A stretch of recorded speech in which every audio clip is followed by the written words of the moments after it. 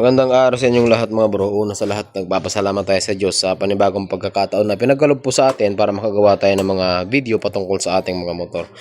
So meron ako mga bro sasagutin. Paano daw tanggalin yung check engine dito sa sa Mio Gear? So buksan natin. Ito kasi mga bro, dapat pag nyo iilaw yan, pero dapat mawawala yan. So ito, kung pansinin nyo, hindi na nawawala kahit pandarin natin. Ayan o. Umaandar na po yung motor. Pero hindi siya nawawala. So yan yung i-share ko sa inyo paano ba tanggalin yung check engine dito sa Mio Gear, no? So bago natin umpisahan yung ating video, kung mahilig po kayo sa mga ganitong tutorial, mga video, huwag niyo po kalimutan mag-subscribe para po palagi kayong updated pag mayroon po tayong mga panibagong videos na mga i-upload.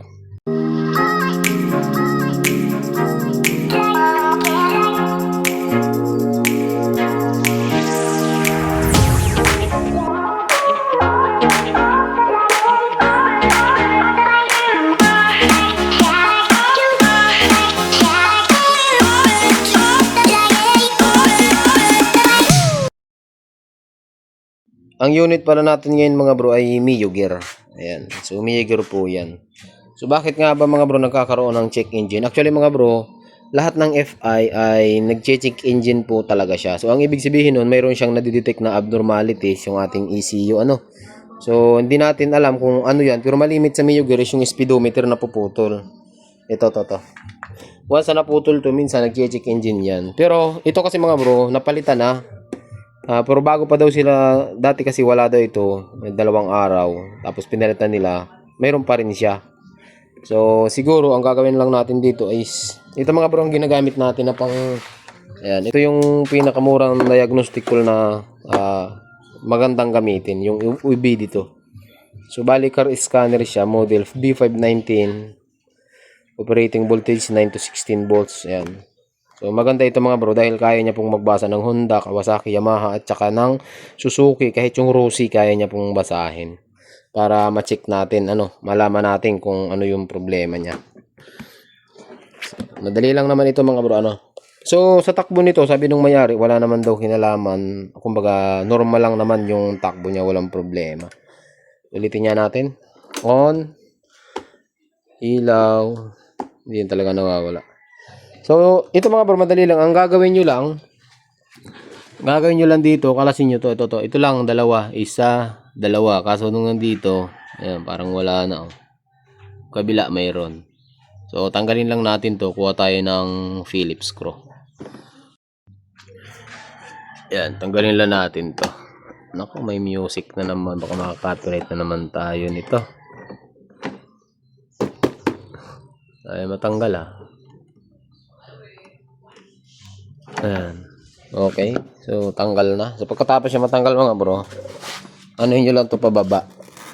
Matatanggal to Tulak nito, pababa yung puwersa niya. Feeding cut, ayan. Naglit lang, di ba? Ayan madali lang siya matanggal. Ayun. So, kapag natanggal nyo na, fresh na fresh pa tong unit na to mga bro. Pagka natanggal nyo na, so nandito naman yung ating fuse box. Ayan. So, meron tayong fuse box dito. Diba? Tapos, ito yung kailangan natin. So, nandito yung saksakan para sa diagnostic tool natin. So, tanggalin nyo lang to mga bro. Ayan Tatanggalin natin to. Mahirap kasi mga bro, pag isang kamay lang. Ayan tanggalin natin. Ipe-press nyo lang to. Isa na isang kamay lang kasi ang gamit yung mga bro Ay, hirap. Yan. Okay. Tanggal na, di ba? Isang kamay lang. Tapos, itong diagnostic tool natin, mga bro, i-off nyo muna to. Naka-off muna. Mura lang naman ito, mga bro. Pwede kayo mag-provide. Ang mura nito sa TikTok shop natin, mga bro. Pwede po kayo makabili ng ganitong diagnostic tool. Kung check engine lang din naman ang problema nyo, gusto nyong mawala, maganda tong gamitin. So, meron tayong 3 sakit dito. Ito yung mga pan-Yamaha malimit. Ayan, to. Para makita rin natin mga bro kung ano yung nag-i-error. Kasi ituturo sa atin kung ano yung nag-i-error. Tapos sakto, meron din nagtanong sa akin kung kaya daw ba pasukin yung Mio Gear nito ng diagnostic tool natin. Kaya naman. Kaso, paano ba natin sasaksak yan? Ayan. Mahirap pag walang katulong mga bro ah. Ayan, oh. Yun. Di ba? Pasok na. Ayan, umilaw na siya oh. Okay? So, ngayon buksan natin. Buksan ko lang. Ayan. So, buksan natin. Tapos, pagdating dito mga bro, punta tayo dito sa may ano, OBD, OBD. Puntahan nyo yan. Tapos mag-i-scan yan. Yan. Antayin lang natin.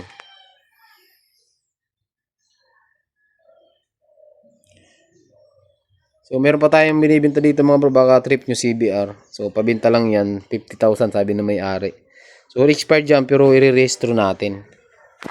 Ayan. So, di ba pag nag-loading yon ang lalabas na sunod yung vehicle info, clear TDC, freeze, IM, live data, modes, ayan, auto sensor, mode 8. So, pwede nyo naman ano yan mga bro, pwede nyo naman tingnan yan mga yan. Ayan o. So, pero dito tayo sa read, ayan, DTC. So, babasahin natin, read DTC. Okay. So, pag in-okay natin, ayan, ayun niya ang problema niya, oh. Vehicle speed sensor A. So, yun yung naging problema. Ayan, yung naging problema, ba't siya nagkaroon ng error? Di ba? So, ito kasi bagong palit siya, hindi na lang na-delete yung check engine, hindi na nawala. Ayan o, PO500 store codes. Vehicle speed sensor. So, tingnan natin dito mga bro. I-delete natin ha. Ito yung check engine niya. Kita yung check engine. So, tingnan natin. So, papakita ko ulit sa inyo.